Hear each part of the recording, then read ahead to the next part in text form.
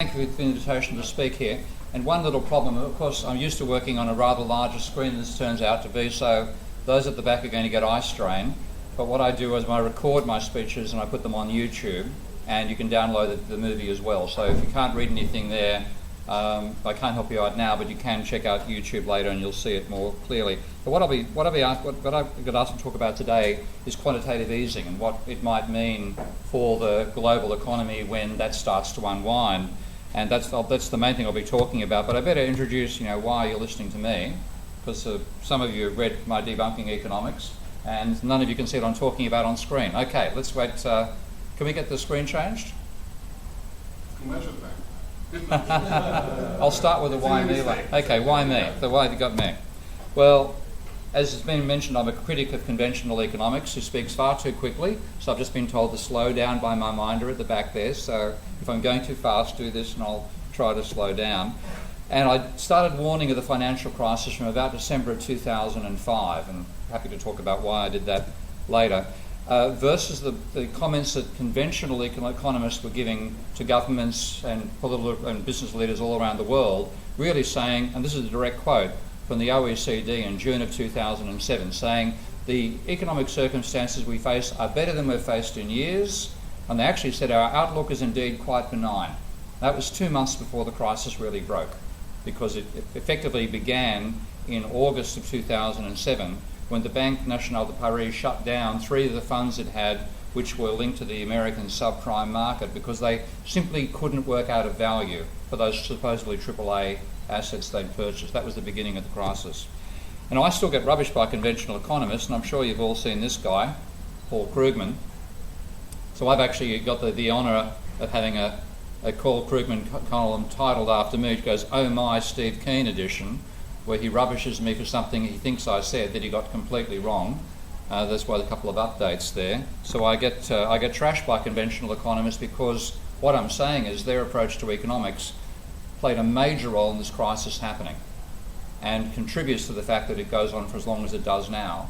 And really getting out of the crisis involves the reform of economics, which we thought we did back in the 1930s, and we failed. They re-established a conventional way of thinking, which is nice, it's comforting, and it's wrong. And the great danger for business people who accept those arguments. So I really think the best people to change the nature of economics are business people. Academics won't do it. Students and workers don't have enough political power. Business people, I think, ultimately are the ones who can actually change this and get a realistic picture of how capitalism actually operates, which I think we desperately need. So Paul Krugman is conventional, and I always so fight back. In fact, I'm working on my blog post, which is for this week, which is called "Oh My Paul Krugman Edition." Reason being that Paul Krugman has suddenly, after 6 years, started saying stuff like I've been saying for 20. And I want to point out that I did beat him by a few decades to the arguments he's putting forward now. So that'll be my next blog post, not this week, but the week after.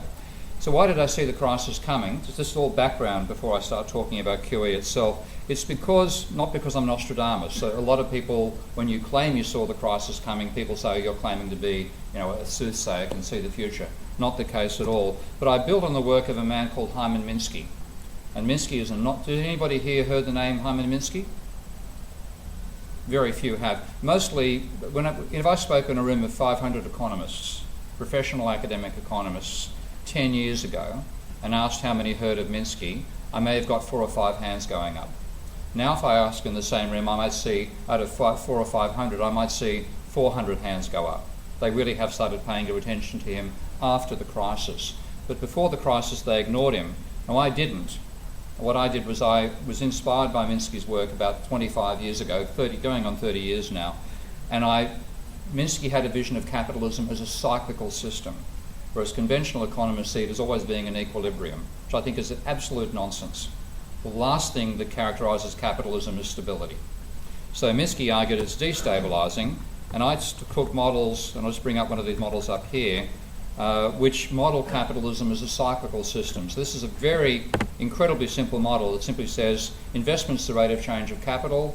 If you divide capital by a capital output ratio, you work out how much output you're going to produce.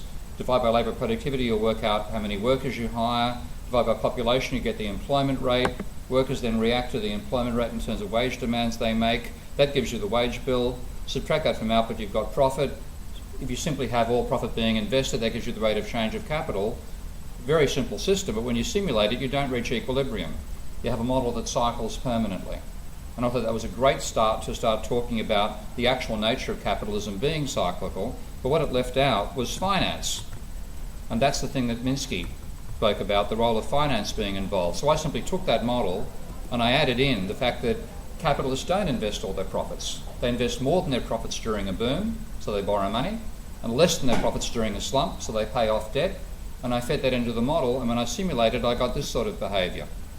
So rather than the continuous cycles, fixed cycles you saw beforehand, I got cycles that varied. And if you looked at just this, you might think, oh, heading towards equilibrium.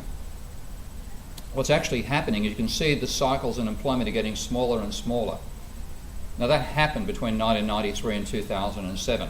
And conventional economists thought that means we've managed to control the economy, we're causing the great moderation, aren't we wonderful economic managers? But I built this model in 1992. And what happened with this model was a period of diminishing cycles suddenly started to give way to rising cycles and a breakdown. So that was the intellectual framework that made me think, I don't trust this period of moderation. Period of diminishing cycles in my little simple mathematical model led to a system which had a debt breakdown. And that's the thing that conventional economics leaves out of its thinking completely. Conventional economic theory, and I'm not joking, anybody who's not an academic economist here doesn't realise this, conventional economists model the economy as if there's no banks, no money, and no debt.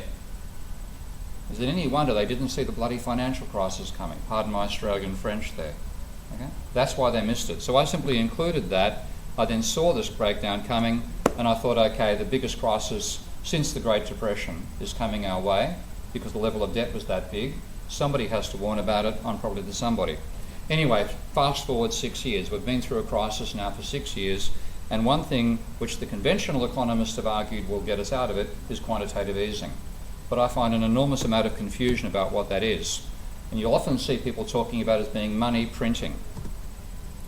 Well, here's one person, for example, writing just in September of this year, said badly hooked on quantitative easing, and down the bottom he says there's nothing more addictive than printing money. So QE, printing money. That's a very conventional description. But you'll also find people who say it's not printing money. Okay? You've got people publishing, and one is in Forbes, the other's in Bloomberg, pretty authoritative sources, disagreeing with each other about what actually is going on. So who's right? Well, what's money printing? The simplest thing, of course, is this is our vision of money printing. There's one of the printing presses that legitimately prints American dollars. There are some illegitimately doing it because it's such an easy currency to forge. But where does that actually go? If they do print the money, where does the Federal Reserve ship it? Well, it doesn't give it to the public, because if it did, the common thing we'd all be doing is opening up our letterboxes and finding an envelope stuffed with $100 bills.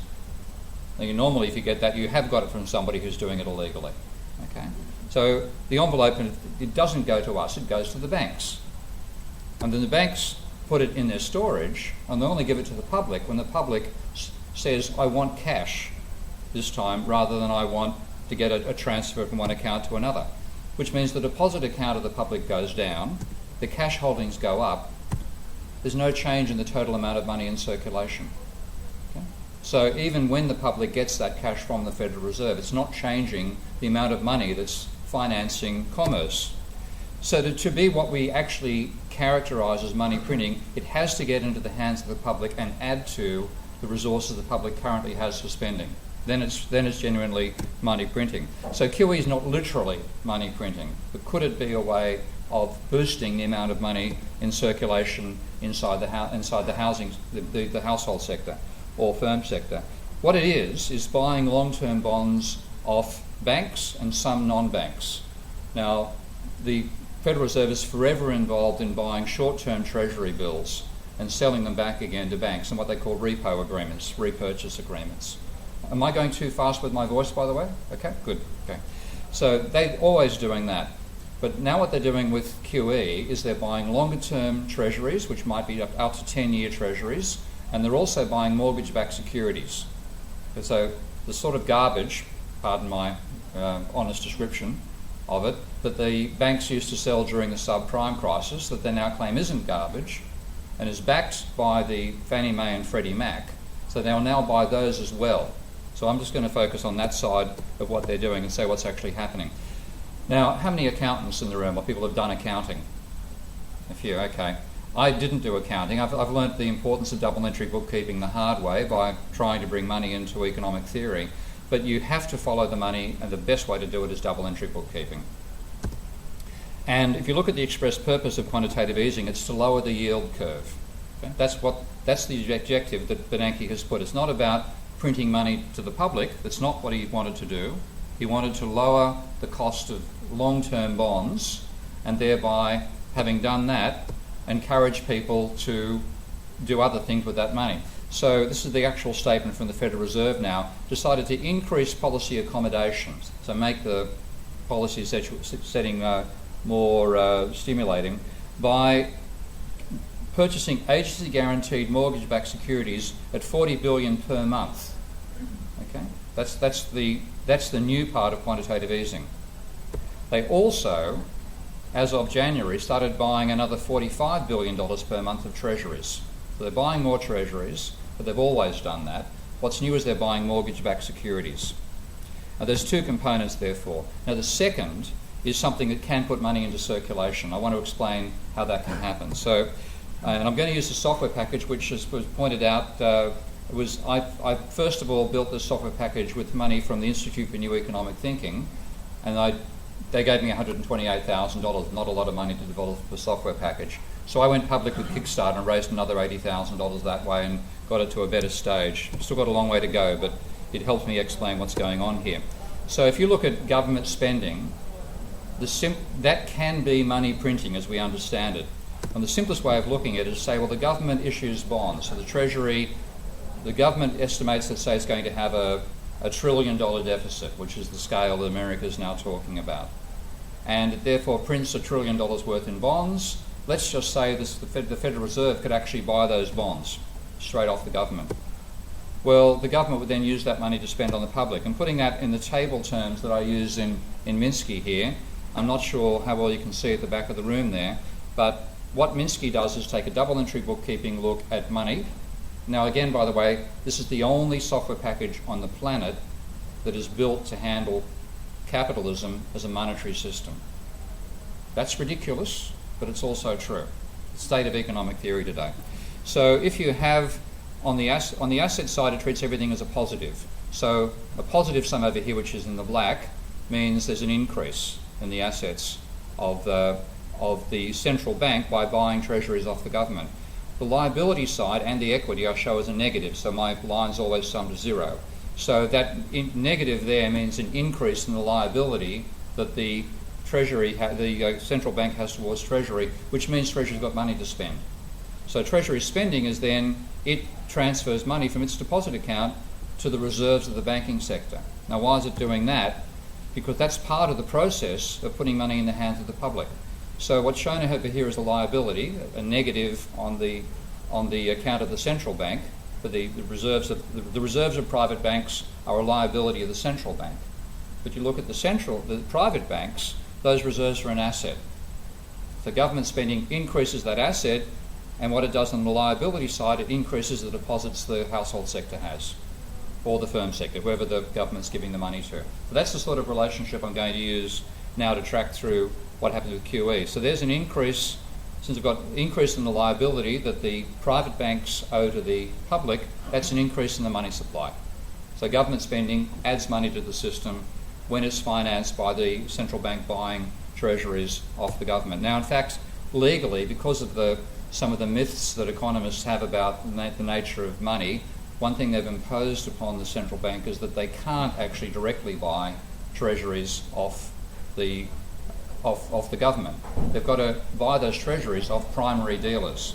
So the government, first of all, sells those treasury bonds to primary dealers, and then the central bank can decide to or not to buy those treasuries. So what if it does that? Well, I'll show you the basic mechanism in more detail, is that if the government, first of all, tries to finance itself by printing the treasuries and selling the treasuries to primary dealers, that takes money out of the hand of primary dealers. So it reduces the money supply. The government then spends it back in, so it increases, that balances it out.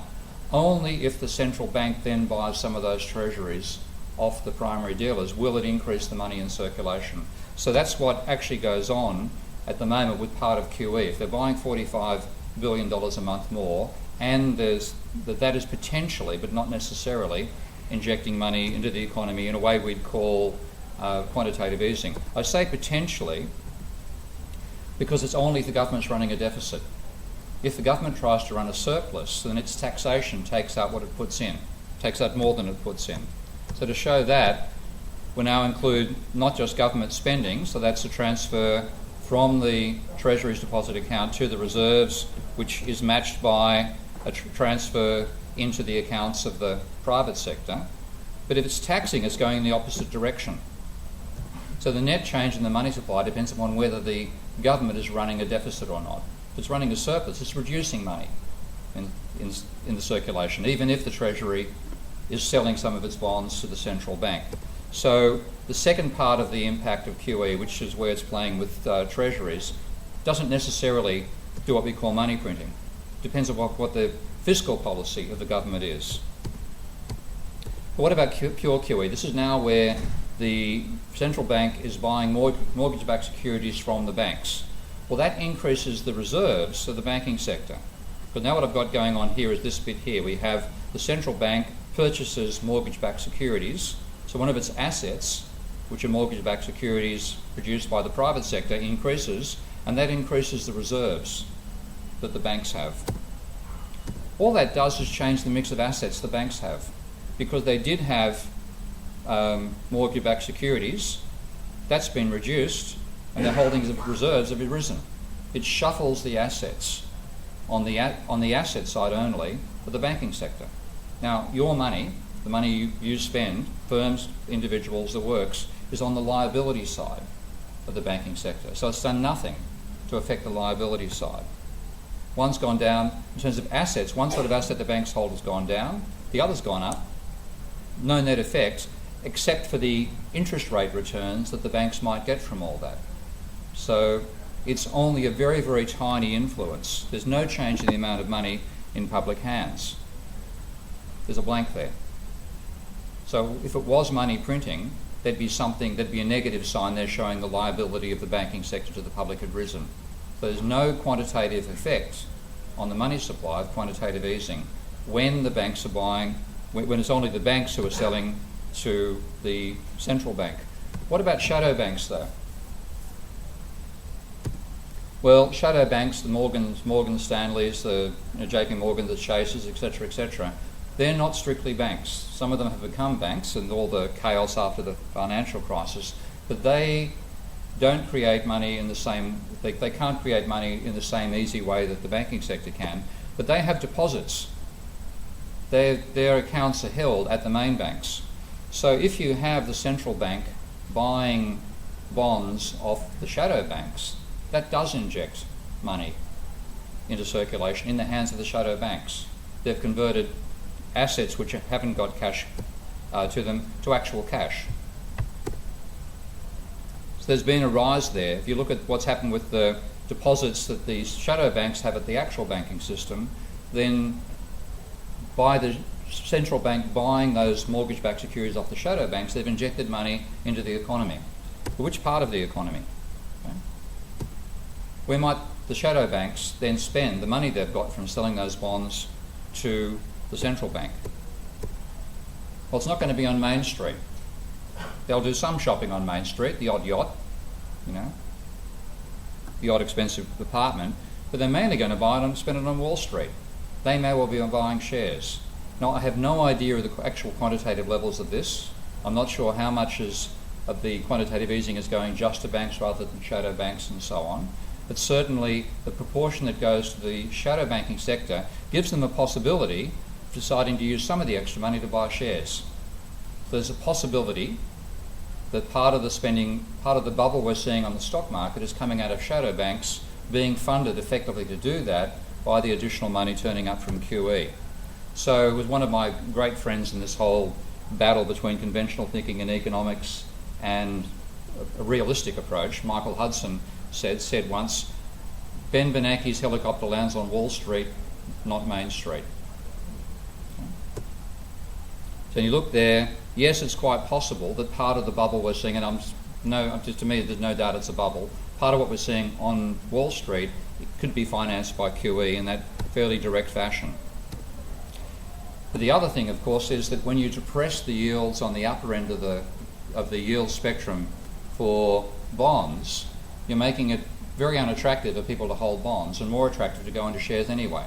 So the main effect people are looking at is a price effect, discouraging you from holding safe assets and say gold, hold risky ones instead. So that's the actual objective, to lower the yield curve, or to make it lower than it would have been if they hadn't actually fiddled with QE. And therefore drive up asset prices. And the justification, and you'll read this in Ben Bernanke's work, and you'll also see it in that wonderful sage, that person whose comments on the market you can always trust and put your money on, Alan Greenspan. Okay, thank you. Is the wealth effect. The supposedly increase in share prices will make people feel wealthy and they'll spend more money, and that will stimulate you. Now, Alan Greenspan has gone on TV claiming precisely that, based on a paper that says precisely the opposite. A paper published by the Federal Reserve, which is typical Alan Greenspan. And that particular research paper found there is no wealth effect from stocks. The only thing they could find was what they call, this is the paper here, measuring wealth effects using US state data, by two authors from the Federal Reserve. Actually, JHU and Fannie Mae, but that was a Federal Reserve paper. And they said they found large but sluggish wealth effects from house prices. So a $1 change in the value of a house caused about a 6-cent increase in spending, but they found no evidence for significant stock effects from wealth. So they're actually chasing a chimera in that case. So what's actually happened with QE in terms of yields? Well, that's hard to say, but that was the flat line up here. That was the yield curve across treasuries from 3 months right out to 30 years before the crisis. That was back in June of 2007, which was when the OECD was saying everything looks absolutely wonderful ahead. Go ahead and invest, risk your money, don't decide not to do some projects in Poland, dive straight into them, you'll make a fortune. And of course it crashed at both ends, but of course more at the short end, down to zero, within about just over a year. Then after the crisis, but before QE came in, you had this gap where the rates had fallen a lot, but they fell even more after QE. But now what we've got is rates have risen again. People are expecting the Federal Reserve to start tapering, and therefore they're factoring that into the prices they're willing to pay for long-term bonds. So even with the amount of money bond buying that the Federal Reserve is doing, it hasn't got a great deal of control over that long end. But maybe rates are lower than they would have been without QE, it's hard to say. So what's going to happen though when they unwind? Now tapering, which is what they're talking about doing, is not unwinding, which is actually selling the stuff. Tapering is just buying more slowly. Okay? That alone has got people worried. I think it will have an impact because of if they are tapering and if there is a quantity effect on shadow banks buying shares, there'll be less buying of shares, which has to mean a downward pressure on share prices. If rates do rise, and they are rising, then it's also going to reduce people's willingness to hold shares. So I think Wall Street is exposed, and I'll show the second reason behind that as well. But when they actually start unwinding, what happens? When they start selling those bonds back, or imagine to actually sell, so rather than quantitative easing, we've got quantitative tightening. What's likely to happen then? Well, again, it depends on who they sell to, because they could potentially sell those bonds at their own property now at the moment. They could sell them to the banks, they could sell them to the public, or they could sell to the shadow banks. Now, if they sell to the banks alone, it's just another asset swap. Okay? An asset swap on which the Federal Reserve will lose money because they bought them to drive the prices down. So they paid high prices for the bonds. They're going to sell back at low prices. That'll be a windfall for the banks. But it won't. Otherwise, it'll just be an asset swap from one asset to another asset on the hands of the banking sector. One animation I've got to put in there. What about with shadow banks? Well, that'll also be a profit for shadow banks, and knowing the usual story, bigger profit than the banks make, but that'll take money out of circulation. Okay? Because when they do it, over here, showing a positive on the liability side of the private banks means a reduction in the amount of money. It'll take money out of circulation. And that could also impact on the shadow banks and make them actually perhaps want to liquidate some of the stock holdings they had. So I think when we actually try to start unwinding the situation, they may cause Wall Street to go down as much as they may have caused it to go up in the current stage. And I think looking at Japan, we can see some evidence of that over the last 25 years, because in a smaller way, Japan's been trying similar tricks to what the Fed is doing now. That both implies negative consequences for Wall Street. Now, if they do it to the public, then there's a direct fall in the money supply. Okay? Because the public buys those bonds, they've got to buy them with money, they give to the Federal Reserve, which goes out of circulation. So there's all sorts of dangers, I think, when you look at unwinding of QE. Now, by implication, that means some negative consequences when they start tapering as well. So even though I think it's a fairly ineffective policy, it's not what they should be doing, it may have an impact, and it'll have an impact most likely on asset markets. And I want to end on that note. So people talk about it being money printing, and that's where all the fear about inflation comes from. It's not money printing. Only a trivial amount of money is turning up, and what that's inflating is more the asset markets rather than Main Street. And when people talk about being afraid of inflation, they mean afraid of rising prices for commodities and goods and services. They don't mean they're afraid of rising prices for the stock market. We always want rising prices for the stock market, which I think is one of the insanities of capitalism. You can't have both. You can't have flat consumer prices and rising stock prices without a bubble. But there's some positive impact on the economy right now, but danger when they turn around. And one factor which I haven't spoken about so far is how much has this changed the willingness of the public to go into debt? But that to me is the major factor that determines how capitalism actually functions.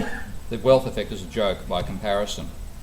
So the stock market bubble could be burst by tapering if you get a rise in long-term rates, which is extremely likely to happen, or if shadow banks liquidate some of their holdings. So I think in that sense I'd see the current level of the stock market as fragile. But the fundamental weakness with QE is it's not addressing the problem.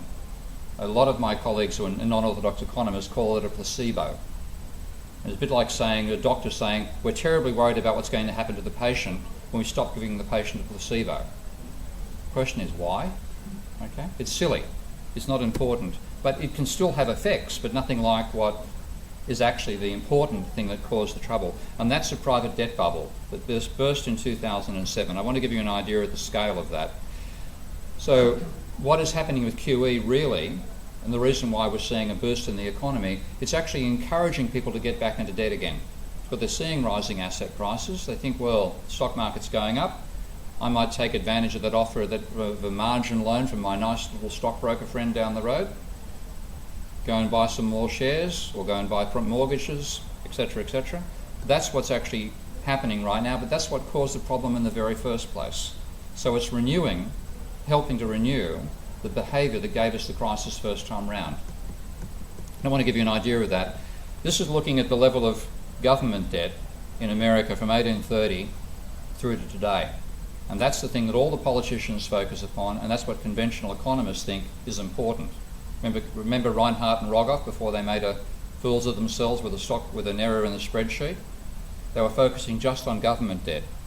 And the argument was they're saying this is the highest level we've ever had in peacetime. Never been that high except during the Second World War. What they ignore is private debt. And looking at private debt, we've got the highest level ever. Not just in peacetime or wartime, the highest level ever. And you notice just at the end there, I've got to go back up again, if I press my mouse to get it to wake up here. Notice a tiny little uptick again. So having got to a massive level of debt, which we'd never been at before in history, and then delevering a bit, all the government policy has been trying to get us to start borrowing money again. And after several years, they've finally succeeded, and we're borrowing money once more. But we're borrowing money from a level which was greater than the peak level of debt during the Great Depression.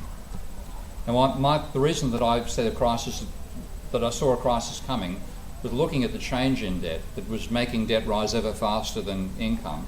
I said this can't go on. at some point there has to be a slowdown in the rate of growth of debt, and when that happens there'll be a crisis. Well, this gives you an idea of that relationship. This is the change in debt and in the 1930s, from 1925 to 1940. And you can see how the change in debt peaked back in 1927-28 and then plunged to the stage where there was an enormous level of reduction of debt, running at 8 to 9% of GDP between 1930 and 1935. Then a bit of re-leveraging, and then the private sector began to de-lever again. Now, what was the relationship of that with unemployment? And bear in mind, conventional economic theory, including Ben Bernanke, by the way, who's supposed to be the expert in this, said there should be no effect from the change in debt on economic data. He didn't even bother to analyse whether there was a relationship in his essays on the Great Depression. This is now adding in what happened to employment. And the correlation's pretty strong across that period of time. What about today? Well, that's government spending, which went in the opposite direction. The government spending rose because the economy went down. It wasn't government spending that was the problem. Government spending was part of the symptom that actually then stopped the crash being as deep as it could have been. And I hate to say it, the only thing which got us out of the crisis was the Second World War, the level of government spending then to fight the Second World War. So we had huge deleveraging then and a plunge in employment. And notice over here, the level of government spending goes down, because at that stage Roosevelt was convinced by his political advisors and economists that the deficit was a real problem and you had to reduce the deficit. So he started to do that, going for a surplus. And what happened was the private sector began to de-lever again and employment fell once more. So you had unemployment peaking at 25% here, falling back to 11% here, and then collapsing to 20% again when they started to worry about the surplus. So worrying about a surplus is the wrong policy. What about today? This is the change in debt between 2000 and today. And you can see that the change in debt was bigger this time around than during the Great Depression. The crisis began when the change in debt went negative, as I've said it would, and government spending has gone in the opposite direction to compensate. So it's the same causal relationships apply today. So we had deleveraging and then a fall in employment, and my worry is that we're going to go through the same thing continuously because economists and politicians don't understand how the economy works, don't look at this data at all. I'm finally getting some attention from Paul Krugman about it, which is why I've got that Oh My Paul Krugman post coming out, but they're ignoring what actually drives the capitalist economy. And it also applies to asset prices, and this is a important little point for you. I was stunned when I first did this graph because I didn't expect that correlation. The left-hand scale, which is the red line, is the level of margin debt on the New York Stock Exchange as a percentage of GDP. The blue line is the S&P 500, deflated for the CPI. That was stunning. I didn't expect the correlation at all. But the one I did expect is the one that gives you an idea of which direction things might move in. And this is what I call the credit accelerator. And the logic here goes that I'm arguing in general, and this is where I get accused of double counting by economists who don't follow my logic, and I know I'm not doing double counting. Total spending in the economy is the sum of income plus change in debt. Just like for your own spending, what you spend yourselves as businesses or individuals is the sum of what you earn plus your change in debt. And that aggregates to the international level courtesy of the nature of banking. So that means that spending on one side is income plus change in debt. What you spend on is goods and services plus asset purchases. That gives you a relationship between the change in debt and the level of asset prices. And if you want to see what happens to the change in asset prices, that's a relationship between your change in income and acceleration of debt, whether your debt's rising more rapidly or falling more rapidly. So that's the correlation I did expect between margin debt and change in the S&P 500. And this is the correlation over the last 15 years. So whenever that red line is rising, you tend to get a rise on the blue line as well. Accelerating margin debt means a rising share price. What's starting to happen now, this is going the data up to October, I think it's October I've got the last data from the New York Stock Exchange. You've now got a trend of decelerating margin debt, which is another reason why I think the stock market will be on its last legs fairly soon and QE might be the tapering may be partly the coup de grace as well. I'll leave it there. Thank you.